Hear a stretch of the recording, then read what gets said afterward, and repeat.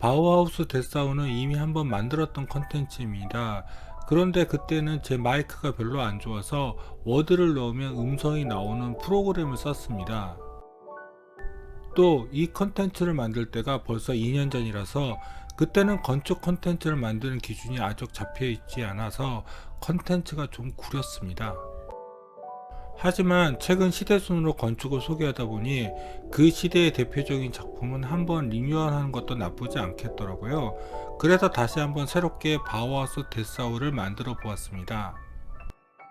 아참, 전에 콘텐츠에서 말씀드린 것처럼 1926년에 지어진 바우하우스 데스하우는 2차 세계대전 때 박살이 났고 처음 바우하우스 데스하우의 복원은 1976년부터 시작이 되었습니다.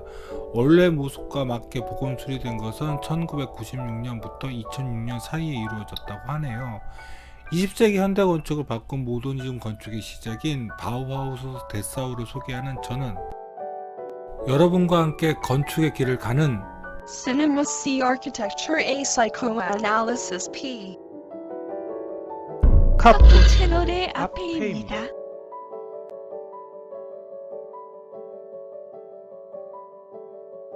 바우하우스 데스하우가 있는 데스하우는 독일의 북동쪽에 있는 도시입니다. 옛날에는 동독 지역에 있었던 도시이고요. 베를린에서 차로 1시간 정도밖에 걸리지 않는 도시입니다. 도시가 너무 조용하고 한적해서 대학 도시 같은 느낌을 받았는데 정작 대학은 없는 것 같습니다. 자, 바우하우스는 이렇게 대로변에 있고요. 자, 이렇게 보시면 저쪽에 바로 바우하우스 데스하우가 있습니다.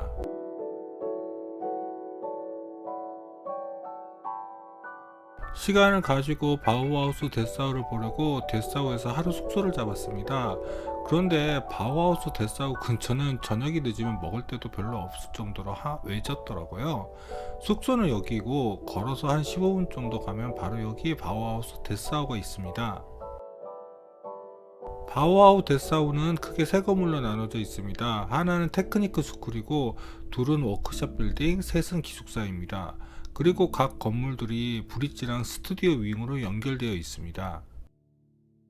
테크니크 스쿨입니다. 좀 층수가 헷갈리는데 건물 맨 아래층은 반층 정도 땅 아래에 내려가 있어서 이걸 4층이라고 해야 하는지 지상 3층이 지하 1층이라고 해야 하는지 판단이 안 섰습니다. 그래서 서구는 1층을 그라운드 플로어로 하고 2층부터 2층이라고 하나 봅니다. 이번에도 저도 그 기준을 따라야 할 것 같네요. 정말 단순하게 생겼죠? 그로피우스는 미스 반데로의 르크루비제랑 함께 저 박스형 건물 모양의 길게 이어진 띠창들, 그리고 백색 페인트를 칠한 국제주의 양식, 즉 인터내셔널 스타일을 확립합니다. 왜 국제주의 양식이냐고요? 전 세계의 어느 지역에 가져다 두어도 똑같은 가치를 발휘하는 건축을 하고 싶었던 그로피우스와 유럽 모더니즘 건축가들의 소망이 투영된 이름입니다. 즉 유럽이든 미국이든 한국이든 그 지역의 전통 건축과 자연 조건에 상관없이 똑같은 기능과 역할을 할 수 있을 거라고 그들은 믿었습니다. 그래서 호기롭게 국제주의 양식이라는 이름을 붙였죠. 비록 복원된 것이긴 하지만 그래도 정말 책으로만 배웠던 바우하우스 데스하우를 보는 게 두근두근 하더라고요. 지금 보면 그냥 7, 80년대 학교의 모습이다 이러실 수도 있겠지만 이 건물이 근대 건축과 현대 건축을 가르는 기준이 됩니다. 바로 방금 전 아르누보 건축을 보다가 바우하우스 데스하우를 보니까 너무 다르죠. 테크니션 스쿨 다음으로 워크숍 빌딩을 보겠습니다. 국제주의 양식에서 가장 큰 특징 중 하나가 저 커튼월 창들입니다. 서양 전통 건축들은 벽이 구조체라서 창을 조그맣게 낼 수밖에 없었습니다. 그런데 모더니즘 건축은 벽이 아니라 기둥과 보가 힘을 받는 구조로 바뀌게 됩니다. 그래서 저렇게 벽 없이 전체를 유리창으로 만들 수 있게 되었죠. 그걸 바로 커튼월이라고 합니다. 커튼처럼 힘을 받지 않는 벽이라는 뜻으로 그 말을 쓰게 되었는데 일본 애들이 이걸 장식벽으로 번역해서 지금까지도 한국에서 그 용어를 쓰고 있네요. 하지만 그 번역은 오해의 소지가 많습니다. 그냥 커튼월이라는 용어 그대로 쓰는 게 맞다고 저는 생각합니다. 워크샵 빌딩 커튼홀이 쪼잔하게 창이 나눠진 것은 아직 기술이 부족한 것보다는 창을 열 수 있게 만들려고 했기 때문에 그렇게 했을 수 있습니다.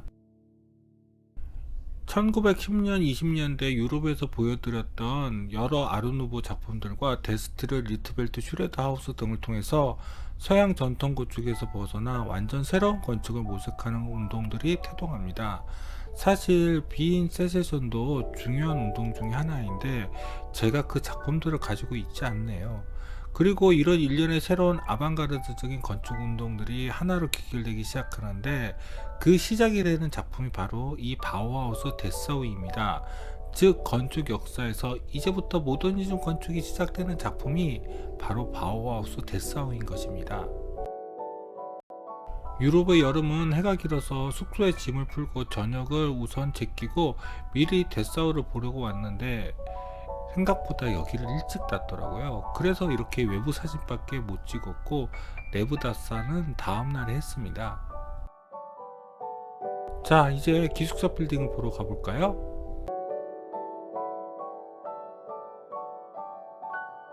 암만 투어 시간이 끝났다고 해도 저녁에는 주변에 사람이 너무 없더라고요.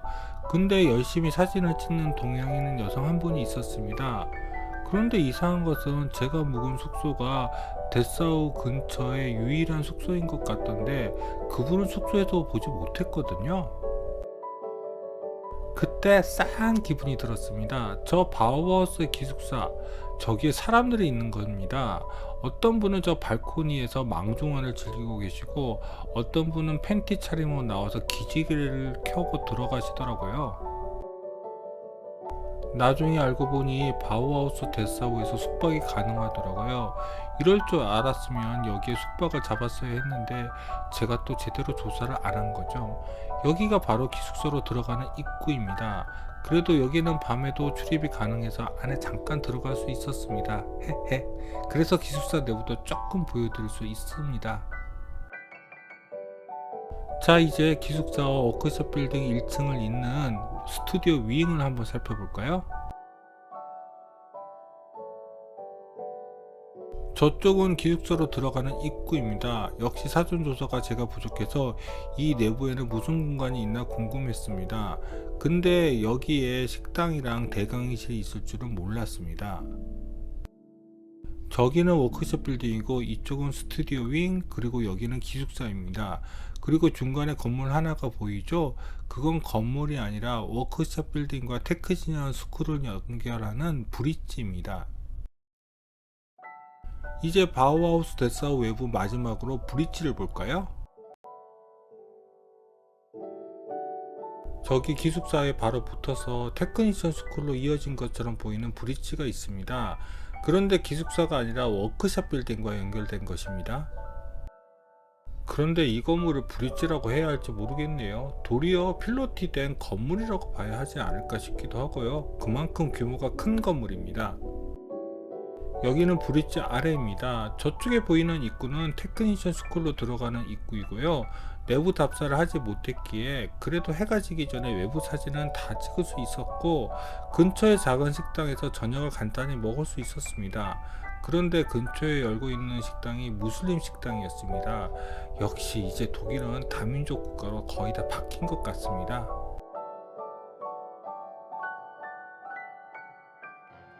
이제부터 내부로 들어가 보겠습니다. 단순하게 보이는 건물의 외관과는 다르게 내부는 생각 이상으로 복잡합니다. 그것이 건물들이 독립되어 있으면서도 또 어떻게 다 연결되어 있기 때문입니다. 자, 그럼 내부를 볼까요?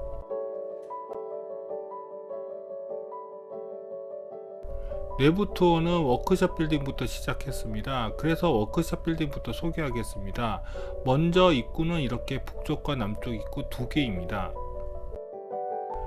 여기는 워크숍 빌딩 북측 입구입니다. 이쪽으로 들어가셔서 계단을 올라가시면 1층, 그러니까 한국 기준 2층의 티켓 오피스 로비로 올라가시는 것입니다.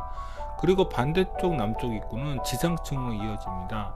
역시 반층 정도 저렇게 슬로프로 걸어 내려가셔야 합니다. 여기가 워크숍 빌딩 지상층 북측 출입구 내부입니다. 좀 좁죠? 반면 남쪽 지상층 출입구는 넓습니다. 북쪽과 남쪽 출입구는 반층 정도 높이 차가 있습니다. 정확히 말하자면 스킵 플로어로 이어져 있다고 할 수 있죠. 저쪽은 스튜디오 윙 지하층으로 연결되는 통로 입구입니다. 그 통로 입구에서 이쪽으로 가시면 스튜디오 윙 지하가 나옵니다. 그 입구의 내부가 이 모습입니다. 그런데 이 통로가 정확히 스튜디오 윙 지하의 통로인지는 제가 확신하지는 못하겠네요. 이쪽 워크숍 빌딩 지상층으로도 갔습니다. 여기에는 전시장이 있는데 내부에는 거의 빛이 들어오지 않아서 그냥 구경만 하고 나왔습니다. 그리고 이쪽 지상층에는 작은 카페가 위치하고 있는데 역시 여기도 들어가 보지 않았고요. 그리고 전시장을 구경하고 이쪽으로 빠져나오니 바우하우스 모형이 있더라고요. 바로 이 바우하우스 모형이요. 글쎄요, 바우하우스 모델은 그렇게 만들기 어려운 것은 아니라서 감명은 좀 없었습니다. 하지만 여기에 이렇게 천창이 있는 것은 좀 감명이었습니다. 원래 모더니즘 건축가들이 천창에 좀 집착하잖아요. 저도 마찬가지입니다. 여기 계단은 올라가지 못하게 막아 놓았더라고요.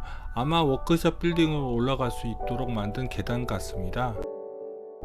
그리고 여기저기 사진을 살펴보니 이 계단 부분이 여기인 것도 알게 되었고요.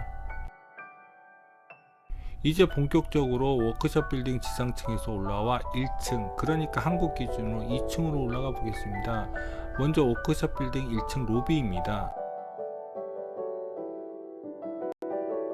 여기는 워크숍 빌딩 1층 로비의 북쪽입니다. 저쪽이 아까 전 보여드린 지상층 북측 입구 부분이고요. 저 계단을 올라가시면 워크숍 빌딩 상부로 올라갈 수 있습니다. 오픈 시간에 맞춰서 왔는데 좀 기다리라고 하더라고요. 독일은 대부분 시간이 철저한데 이런 경우는 처음이라서 조금 당황했습니다. 그런데 여기 천장 조명 디자인은 많이 특이하네요. 이쪽은 남측 후문 방향으로 나 있는 창입니다. 이 창은 다른 바우하우스 데사우의 창과는 다르게 큰 유리 하나의 전면 창으로 되어 있습니다. 그래서 이쪽 창은 열리지 않게 되어 있습니다. 사실 1층 로비에서 이쪽으로 가면 스튜디오 윙 오디토리움이 나오는데 이 내부는 가이드 투어를 신청한 관광객들에게 보여줄 수 있다고 하네요. 좀 치사했습니다. 1층의 이쪽은 여기 관리 사무실이고 이쪽으로 가면 작은 전시장이 또 있습니다. 워크숍 빌딩 1층을 들어오면 이런 모습이 제일 먼저 보입니다. 여기는 산설 전시장 같지는 않고 일종의 특별 전시장 같다는 느낌이 들었습니다. 그런데 이게 정확히 설치 미술인지 아니면 과학 관련 전시장인지는 잘 모르겠습니다. 이런 구들이 몇 개 전시되어 있거든요. 그리고 이 전시장에는 기념품 샵도 이쪽에 이렇게 붙어 있습니다. 그런데 뭐 특별한 기념품은 없더라고요. 이제 워크숍 빌딩 위로 올라가 볼까요? 올라가는 계단은 이쪽입니다. 올라가는 방향의 계단참은 이렇게 생겼습니다. 특히 눈에 들어오는 것이 바로 계단참의 창이네요. 남쪽 후문의 창이 큰 통유리창인 것과는 다르지요.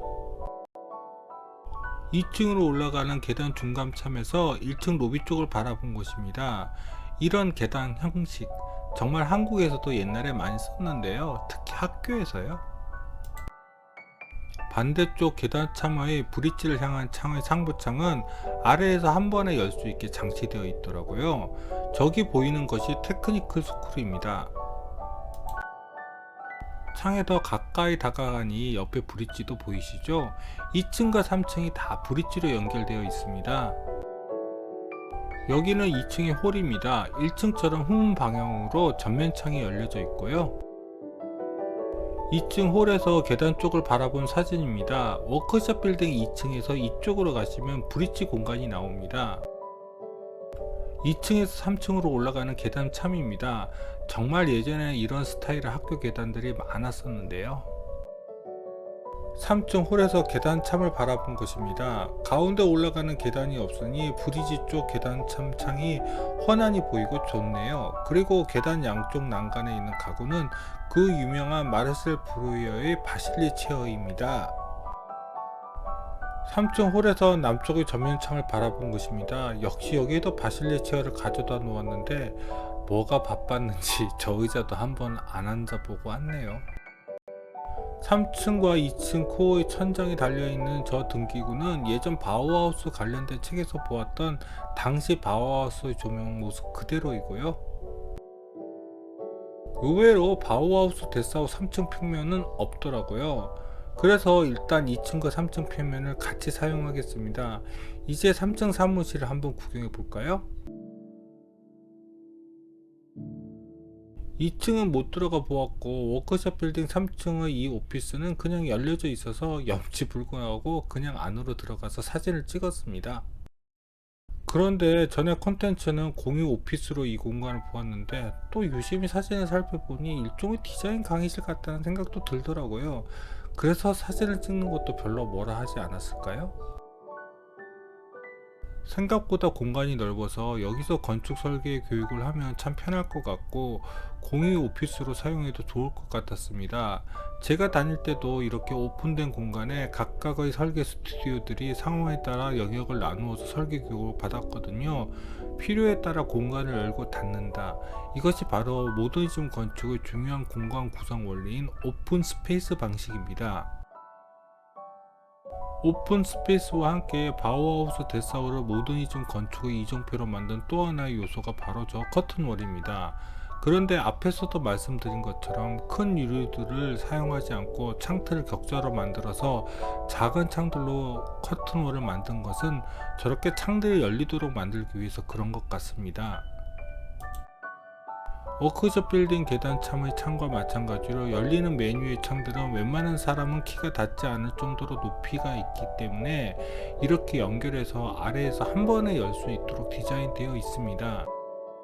워크숍 빌딩의 커튼홀 디테일입니다. 그 당시만 해도 커튼홀을 건물 구조체에 붙이는 디테일은 좀 부족했나 봅니다.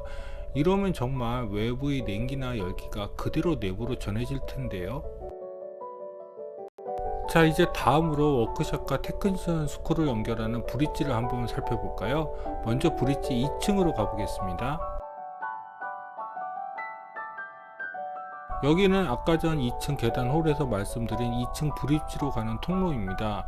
이쪽으로 곧바로 가시면 테크니크 스쿨의 2층 코어 계단 부분이 나옵니다. 브릿지 부분 창들입니다. 여기 개폐 장치는 좀 복잡합니다. 상부와 아래의 창은 한꺼번에 열리도록 장치가 되어 있는 것 같고 가운데 긴 창 부분은 여닫이로 열리고 닫는 것 같습니다. 테크니크 스쿨 쪽에서 브릿지와 워크숍 빌딩을 쳐다본 것입니다. 복원이 잘 되어 있는 것은 알겠는데 원래도 이렇게 유리창과 창틀이 매끈하게 시공되었는지는 잘 모르겠습니다. 3층의 브릿지 역시 3층 계단 홀의 이쪽으로 가시면 됩니다. 여기는 시원하게 오픈되어 있어서 좋습니다. 이 건물이 1926년에 계획되어 지어졌다는 걸 생각하면 정말 대단하다는 생각은 듭니다. 물론 아닐 수도 있고요. 전시 공간이 필요해서 특별하게 나중에 이런 공간을 따로 만든 것일 수도 있죠. 그런데 이 공간에 기둥을 만들지 않으려고 엄청 김보를 계획했네요. 그럼 원래 이렇게 계획했을 가능성이 높습니다. 이제 테크니션 스쿨 쪽으로 건너가 보겠습니다. 테크니션 스쿨 브릿지 입구에서 브릿지 쪽을 바라본 것입니다. 워크숍 빌딩은 그러지 않은데 테크니크 스쿨은 천장 아래의 하부에 흰색 이외의 페인트색을 사용하여서 층을 구분합니다. 테크니크 스쿨 3층의 계단 앞 복도입니다. 3층은 닫혀져 있어서 다 구경하지는 못했습니다. 여기는 보바닥에 주황색을 사용했네요. 테크니크 스쿨 계단 참의 창은 마주보고 있는 워크숍 빌딩 코어의 창과 똑같은 패턴의 디자인입니다. 여기는 계단 난간도 주황색 페인트를 사용하고 있습니다. 주황색 계단 난간은 1층까지 쭉 이어져 갑니다. 여기는 2층 복도에서 계단 쪽을 바라본 것입니다. 가운데에 넓은 계단을 두고 양쪽으로 다음 계단을 나누는 방식은 워크숍 빌딩 계단과 같습니다. 2층의 보바닥 색깔은 연목색으로 칠하고 있습니다. 그런데 공간을 구분하는데 색을 쓸 거면 통일하게 쓰는 게 더 낫지 않을까 싶네요. 그런데 2층과 3층의 저쪽 벽은 모두 또 파란색을 사용하고 있습니다. 무슨 원칙으로 색을 쓰고 있는지는 잘 모르겠습니다. 여기는 1층 복도에서 지상층 남쪽 입구를 바라본 곳입니다. 아까 저 계단을 내려오면 이렇게 지상층 테크니크 스쿨 입구 로비가 나오고요. 로비는 계단 난간과 마찬가지로 천장색을 주황색으로 하고 있네요. 계단과 연계되어 있다는 것을 강조하고 싶어서 이런 색을 사용한 것일까요? 그런데 1층 로비 벽색은 또 흰색입니다. 지상층 평면이 없어서 정확하지는 않지만 1층에서 이쪽으로 내려가시면 테크니크 스쿨 지상층 홀이 나옵니다. 바로 여기가 테크니크 스쿨 북쪽 지상층 홀입니다. 이쪽으로 나가는 문도 있는데 보통은 닫혀져 있는 것 같습니다. 이쪽으로 나가면 주차장입니다. 테크니컬 스쿨은 2, 3층 내부는 볼 수 없지만 그래도 1층은 좀 엿볼 수 있어서 그리로 가보겠습니다. 1층의 보바닥은 또 파란색이 칠해져 있어 층을 구분하네요. 반대쪽으로 와서 1층 테크니컬 스쿨의 복도를 바라본 것입니다. 그런데 또 실내부는 주황색이 칠해져 있네요. 이거는 공간을 좀 헷갈리게 만드는데요. 이제 기숙사로 가볼까요? 기숙사 입구는 이쪽에 있습니다. 아까 전 보여드린 기숙사 입구입니다. 그냥 미친 척하고 문을 밀어봤는데 잠겨져 있지 않아서 일단 들어갈 수 있는 데까지 들어가 보기로 했습니다. 입구 안으로 들어오면 이렇게 기숙사 로비가 나옵니다. 그런데 생각보다 훨씬 더 공간이 좁습니다. 이쪽이 바로 기숙사 주계단입니다. 바우하우스 데스하우스를 지을 때 엘리베이터는 이미 상용화 되었지만 여기는 학생들이 쓰는 곳이라서 그런지 엘리베이터는 빼버렸나 봅니다. 그럼에도 올라가는 계단의 폭이 넓지 않아서 만일 캐리어를 가지고 오셨다면 들고 올라가시는데 좀 고생하실 것입니다. 하지만 계단참 중간중간에 저런 창들이 있어서 또 다른 뷰를 제공하기도 하네요. 워크숍 빌딩도 테크니크 스쿨을 다 묶어서 생각해보면 그루피우스는 계단참 공간을 소중하게 생각했나봐요. 꼭 이렇게 바깥쪽을 볼 수 있는 창을 만들어 놓은 것을 보면요. 기숙사 복도입니다. 그냥 마구 올라가서 여기가 정확히 몇 층인지는 모르겠습니다. 그리고 객실 하나가 열려져 있어서 몰래 한번 들어가 보았습니다. 창밖으로 보이는 것으로 봐서는 3층 정도 높이가 되는 것 같은데 이 방의 주인이 잠시 자리를 비운 것 같아서 살짝 안을 보고 사진 한 장 찍었습니다. 복도 끝으로 가면 외부 발코니가 나오기는 한데 난간이 낮아서 발코니로 나오니 좀 무서웠습니다. 아까 전 기숙사 발코니가 바로 저기입니다. 근데 탐나는 것은 기숙사 방에 달린 저 발코니였는데요. 저기서 담배 한 대 피면 크크. 이 사진은 아까 전 객실에서 찍은 외부 전경입니다. 이쪽에서 보이는 것은 브릿지와 테크니컬 스쿨 뒤편입니다. 제가 박사 논문을 쓰면서 직접 가보지도 못하고 평면만 가지고 분석을 하다가 실수한 건축이 바로 바우하우스 데스하우스입니다. 이쪽은 워크숍 빌딩 쪽이고요. 저는 저 스튜디오 윙 지붕으로 워크숍 빌딩에서 기숙사로 갈 수 있을 것이라고 생각해서 논문을 썼는데 직접 와보니 이렇게 스튜디오 윙 지붕은 걸어갈 수 없게 되어 있고 출구도 없답니다. 잘못했습니다. 이제 마지막으로 스튜디오 윙 건물을 가볼까요? 스튜디오 윙 지하에는 이렇게 기계실이 있는데 예전의 난방이나 냉방 기술은 아니고 복원할 때 현대화한 것 같습니다. 스튜디오 윙 1층의 반절 정도는 아까 전 말씀드린 것처럼 오디토리움으로 쓰고 있습니다. 하지만 나머지 반절은 현재 기숙사에 머무는 투숙객들을 위한 식당을 운영하고 있습니다. 여기가 스튜디오 1층 식당입니다. 저쪽은 발코니로 나가는 문이고요. 그리고 저 접이문 안쪽은 아까 전 도면에서 보여드린 오디토리움 쪽입니다. 저는 이 사진을 박사 논문 쓸 때 구글링해서 찾아본 적이 있습니다. 그런데 그곳이 어디인지 알려주지 않아서 저는 여기가 워크숍 빌딩 내부인 줄 알았습니다. 물론 저 접이문을 열면 오디토리움의 공간이 확장되기에 오픈 스페이스가 되는 것도 맞습니다만, 그래도 잘못한 것은 잘못한 것이죠. 여기 식당은 제가 답사를 갔을 때 운영 시간이었습니다. 여기서 밥 한 끼 먹었으면 좋았을 텐데요. 역시 틱톡 시간이 허락하지 않네요. 여기 발코니는 풍경이 참 좋습니다. 다음번에 또 여기를 들릴 것 같지는 않지만, 여러분들은 여기 답사를 가시면 꼭 바우하우스에 머무시고 여기 발코니에서 아침 식사를 한번 하세요. 아참, 기숙사에는 에어컨 시설은 없기에 한낮에는 좀 많이 더우실 것입니다. 바우하우스 데사우를 설계하고 건설한 발토 그루피우스는 일찍이 새로운 건축과 미술 교육의 필요성을 느끼고 바이마르에 학교를 세우게 되는데, 그것이 바로 바우하우스의 시작입니다. 그리고 그의 훌륭한 조력자이자 동료가 바로 미스 반데르 로헤이고요. 처음 그루피우스가 바우하우스를 세웠을 때 썼던 건물이 바로 이 사진에 나오는 바이마르의 바우하우스 건물입니다. 그런데 이것은 기존 건물이었기에 그루피우스의 마음에 들지 않았죠. 그래서 본인이 생각하는 이상적인 모더니즘 건축 학교를 세우자고 했고, 그 결과가 바로 이 바우하우스 데사우입니다. 하지만 히틀러가 바우하우스에서 공산주의 냄새가 난다고 엄청 싫어했고 결국 1932년에 폐쇄됩니다. 하지만 그 덕분에 독일에서 도망 나간 그루피우스와 미스가 나중에 미국으로 건너가서 건축 대학에 자리를 잡게 되면서 전 세계에 모더니즘 건축이 퍼지는데 큰 역할을 하게 됩니다. 사실 히틀러 밑에서 미사일을 만들던 과학자들이 2차 세계대전 끝난 후 미국으로 건너가 나사에서 아폴로 계획에서 핵심적인 역할을 했지요. 모더니즘 건축도 마찬가지가 아닐까 싶습니다. 히틀러의 분탕질로 서구 사회가 망가지고 난 이후 그 복구에 모더니즘 건축이 활용되면서 전 세계에 퍼지게 된 것입니다. 그럼 인류 문명의 발전에 전쟁이 큰 역할을 하는 것이 맞는 이야기일까요? 구독과 좋아요를 부탁드리며 이상 카프 채널의 아페이였습니다.